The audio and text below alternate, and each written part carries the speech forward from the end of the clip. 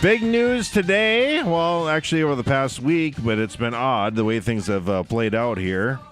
Couch Potato Radio, Derek Hansen with you on the Mighty 790 KFGO. Tank McNamara producing, and Seth Stohs from Twins Daily is with us. Well, this has been quite the, 6 days or so for the Minnesota Twins, Seth? Yeah, this is the craziest thing I can remember. I mean, you hear rumors often, but, I mean, this one's just been all over the place. But thankfully, or thankfully it's done, and we've got another starting pitcher, I think, that's pretty reliable. That is the key, right? And I know a lot of fans, myself included, I mean, boy, I really liked what I saw from Gratterall, but, to get something, you got to give up something. That's just kind of how it goes.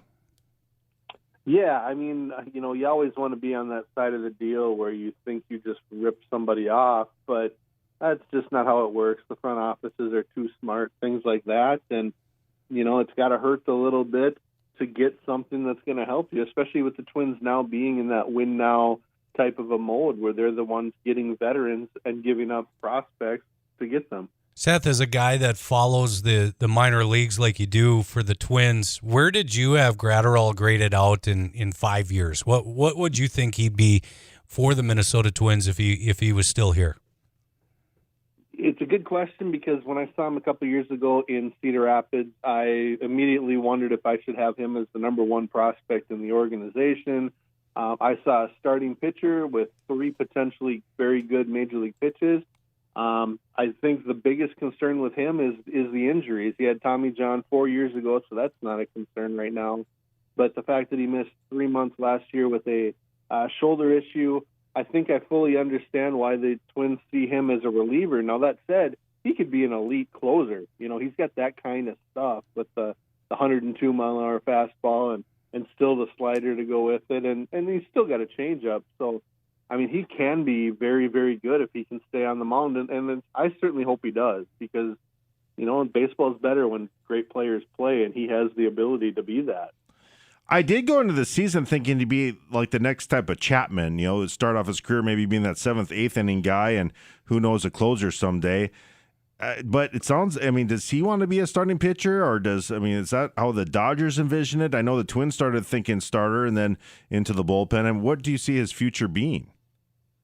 Well, I think even the Twins were mostly going to push him to the bullpen because he only pitched like 70 or 75 innings last year total, and you don't want to have a young arm. He's still not even 20. Well, he might be 21. Year-old go from 70, 75 innings up to 150. So I feel like they probably were going to start him in the bullpen, and I'm sure they still had visions of him being a starter at some point. But that may be a couple of years. So I think the Dodgers probably see him in that same way, and you hope he stays healthy and could become a starter. It sounded like if the Red Sox were going to hang on to this deal, they wanted another top 10 prospect from the Twins. Were you hearing any names being floated out there that would have fallen in the top 10 for prospects? Yeah, the names you hear, and so hard as we've learned from all this that you kind of have to be careful with what you start throwing out there. But, names like Jordan Balazovic, who is, in my opinion, the Twins' best starting pitching prospect, his name was thrown out there. The Twins certainly said no to that. Names like Brent Rooker, maybe even Ryan Jeffers. You hear a lot of these guys that are back end of the top 10.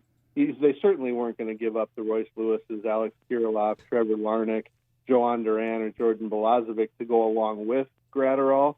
So I thought it was crazy for the Red Sox to ask for that.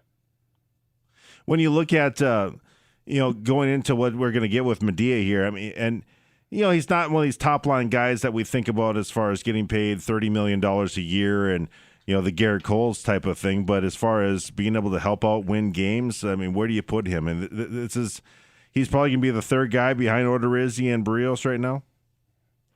Yeah, and I think that sounds right. But if you look at his numbers kind of overall over the last few years, he's right there with Jose Barrios. He's got those kind of numbers. His strikeout rate's incredible. Last year in 153 innings, he had 169 strikeouts. He's always been a strikeout guy. Got a really good fastball, two-seamer, gets a lot of movement one direction with that, and he's got a really sharp slider. I mean, he's legit. He's really good. And no, he's not Garrett Cole, but, you know, there aren't very many of those. So No. you just bunch up the guys that are like Barrios, like Odorizzi, like Maeda, like, you know, Michael Pineda, the way he was pitching right before his suspension last year. And certainly Rich Hill has been a guy that's done it like Maeda has in the playoffs. So, I mean, there's just so many reasons to like this pitching staff. They may not have that number one, but they've got a lot of number twos and very solid number threes. And with this lineup and this bullpen, I mean, that may be enough. Yeah, you mentioned the number one. I was just going to ask you, if you got your last $100 and the Twins make the playoffs, is that game one starter on our roster right now? I mean, I think yes, but the reality is that they've really just traded Gratterall among their top prospects this season. They did get the $10 million from the Dodgers in this trade, so they certainly have the prospects and the capital in terms of dollars to go get someone at the July deadline. Guys that aren't available right now as the season starts and teams have high hopes. By June and July, maybe some teams are out of it, and the Twins could, they could match probably any team's offers for any pitcher. So I don't think I would say they couldn't jump in on any of those if someone becomes available. But at the same time, I'm good with Barrios, Odorizzi, and Maeda, along with Hill and Pineda. Who would be a couple guys to keep your eye on as we go through the early parts of the season, and if their team isn't doing well, could fit well with the Twins? Yeah, I mean, there's a lot of guys that are in the same category, like John Gray from the Rockies or Robbie Ray from the Diamondbacks. Their names have been mentioned this offseason. If those teams were to fall out, maybe. Herman Marquez is a guy with the Rockies as well, who might be a step above that. And he's signed for a few years as well. He might be someone who takes that next step this year and becomes that kind of a pitcher. You hear Matthew Boyd's name from the Tigers often. I'm not real high on him as much as a lot of analytical types might be. But, I mean, there are some pitchers, but at the same time, are they going to be better than Barrios, Odorizzi, Maeda? Verlander's not going to probably be available because I'm guessing Houston will be good. The Yankees staff isn't going to be available. Maybe Chris Sale, although he's about as scary to go after as David Price would be. So, I mean, there's a lot of names I just threw out there, and like Maeda, it may be someone that hasn't been talked about at all yet. Is Sale? I mean, that's an interesting story because when he's good, he's good. Does he just need a change of scenery, kind of like Price, or? I mean, in both of their cases, they have bad elbows, which is always a lot of concern. Price had 3 years and $96 million left on his deal. I think Sale's got, 4 years and even more money left on his, and he missed a ton of time last year with injury, and I think he had by far his worst years. So yeah, there's a lot of reason for concern, but at the same time, I mean, he's Chris Sale, which means he's really good. He's just hitting that wrong side of 30 that can scare teams, especially with his build and with his whip-like action and his delivery, and now the concerns with his elbow. That's scary, but he's the kind of guy that if he's on, he could take you to a title. Seth Stohs with us from Twins Daily, twinsdaily.com. Derek Hansen, Tank McNamara, Couch Potato Radio here on KFGO. I think this is the interesting part of it because if you're a guy like Randy Dobnik, if you're a guy like Devin Smeltz, you're like, shoot, they went and signed all these veterans. They made a trade. It's going to be harder for me to break through to the major leagues. And I liked what I saw from both of those guys. I mean, what do you think could happen there? Injuries always happen, I guess, and you have to step up, and maybe there's opportunities in the bullpen. Certainly for Smeltzer, he looks like a good lefty of the bullpen type of guy as well. Well, and right now, I think the only lefty out of the Twins bullpen is Taylor Rogers. He's obviously the closer as you go into the year. It wouldn't hurt for them to have a second lefty. Smeltzer, Lewis Thorpe could fit into that equation. Blaine Hardy, they did sign a few others. But the start of the year, Michael Pineda is going to miss a month and a half due to the rest of his suspension. Right. Rich Hill won't be back until June. So you've got Julius Chassin, who they signed, and he's a veteran who's had a good career until last year, so you take a flyer on him. but Dobnik, Smeltzer, Thorpe should all compete for that 5th spot in the Twins starting rotation to start the season. And then, like you said, injuries happen, weird things happen.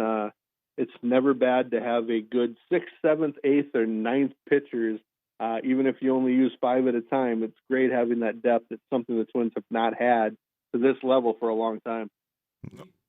We talk a lot about the hitting lineup is going to be unbelievable, and it'd be awesome to hit in it. But a lot of these young guys have troubles with consistency, putting a couple good seasons together. Who would be your biggest concern in the lineup this year to not putting up a season like they did a year ago? I mean, a lot of guys had really good years. Maybe, and I'm not saying he will. I think the obvious one is maybe a Mitch Garver, who's now 29 and really had not played enough previously to know whether or not his Silver Slugger season of last year is repeatable. I certainly think it is. I'm most encouraged because a lot of these guys that had good years, I don't think anyone else had years that are so far out of what could be expected that I would expect a huge regression. But that said, there's going to be some. The ball might be different, the bats might be different. All of that's going to play in. But the most, the Arise through Garver, these guys are all 22 to 29, other than Donaldson and Cruz and Marwin Gonzalez. It's a pretty young team still in that core, and I think there's a chance that if they can stay healthy, they're gonna put up a similar season. And it doesn't hurt you're going to see pitching, or good pitching, because you can't really go around anyone in this order, right? Man. No, that's just it. I mean, I would love to have to put this lineup together and try not to offend guys by hitting them too low in the order. It's very possible that Silver Slugger winner Mitch Garver in his 31 home runs from last year hits 8th in this lineup. Eddie Rosario had 32 home runs and 110 about RBIs last year. He could hit 7th or 8th. Byron Buxton, when healthy last year, had a tremendous offensive season. He'll bat 9th. I mean, this is just an incredible lineup. Yeah, it's weird how Buxton just seemed to fit well in that 9th position, like going up with the first. I mean, a simple thing, being the first at batter, not so much, but he more or less is like a leadoff hitter after they turn the lineup over. I mean, what an advantage. Yeah, I mean, in reality, and it's kind of cliche, but a leadoff hitter only leads off once, right. And that's why it's not as big a deal as people think. You want your best hitters to get the most at bats, and that's why you push guys toward the front of the lineup. But I mean, Luis Arraez, I know he came to Fargo for the Winter Caravan. I saw him in Thief River, talked to him a little bit.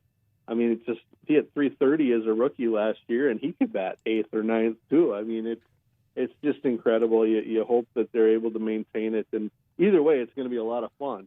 Are they going to keep Kepler at leadoff then? I don't know. I mean, I think to me, Arraez just fits the profile of leadoff hitters so well. Kepler doesn't, but I mean, Kepler exploded last year. I mean, he would have had 40 home runs if he wouldn't have basically missed the last month.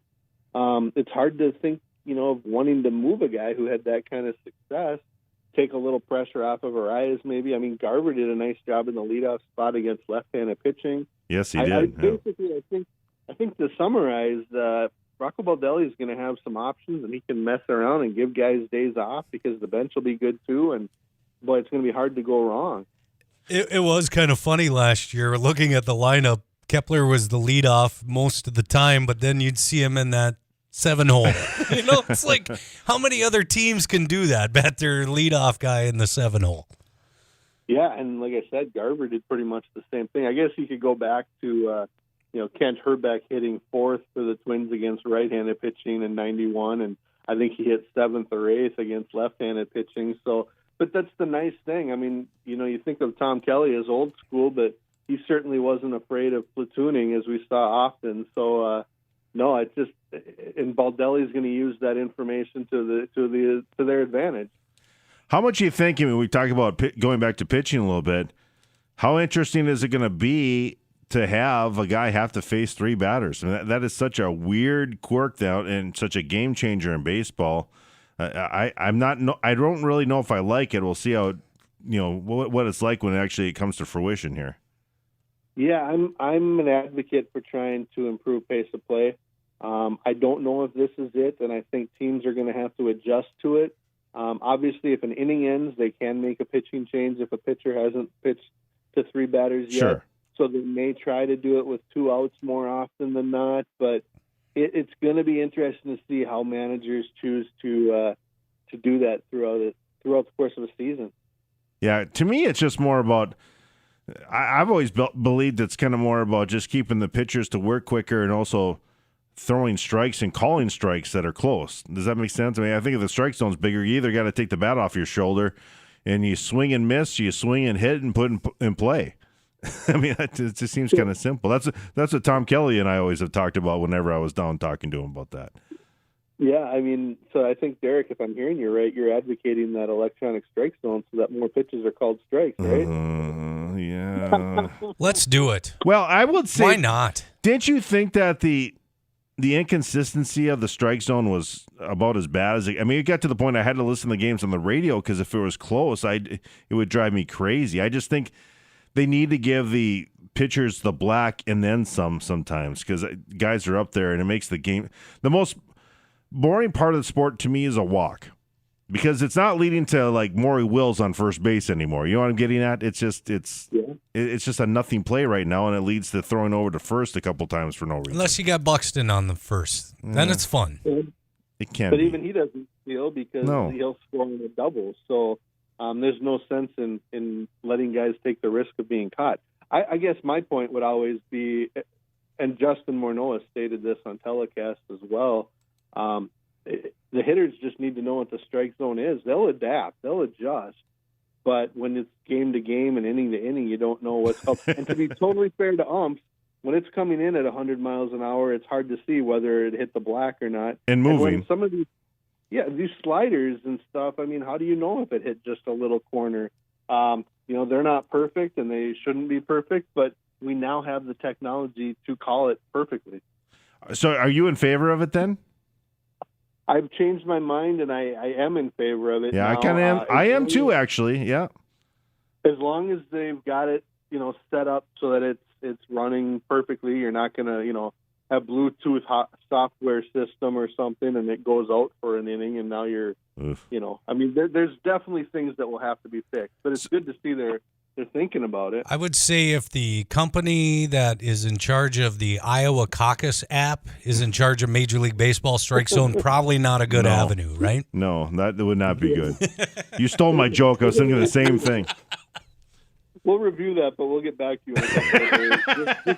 Just stay where you're at. Don't come off the field. Yeah, that's the other. You still keep an ump behind the plate, though, right? Yes, and it's pretty much in their ear, right?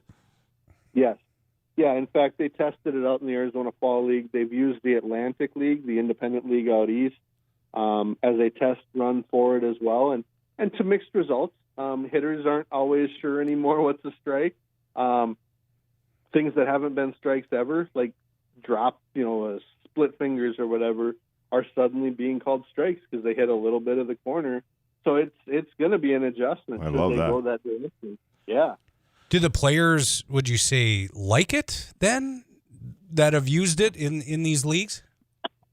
What's funny is I think fans like it, and I think some hitters like it just to know what the strike zone is. But for the most part, when you hear pitchers talk about it, they don't want it because they do want to be able to work with the human element of an umpire and being able to get a little bit extra. Catchers love the ability to frame pitches and use that to their advantage. And that is kind of the fun part of the game. But, again, it's the same game, however it's umped or officiated. So I think whatever decision is made, people would just accept it and adapt. Yeah, for sure. Seth, this has been a lot of fun. Do appreciate it. We'll check your stuff out at twinsdaily.com. I appreciate it, guys. Thanks for having me on. Good to talk to you. You bet. Always good to talk with Seth Stohs. Again, Twins Daily does a great job, bang-up job. All the guys do at twinsdaily.com. He is an expert if you're curious about the minor leagues and what they have going on in their farm system, whether it be Rochester or down in Pensacola, whatever it might be. It's very intriguing stuff, that is for sure. Derek Hansen, Tate McNamara, CBS News Update coming up for you shortly. This is Couch Potato Radio on the Mighty 790 KFGO.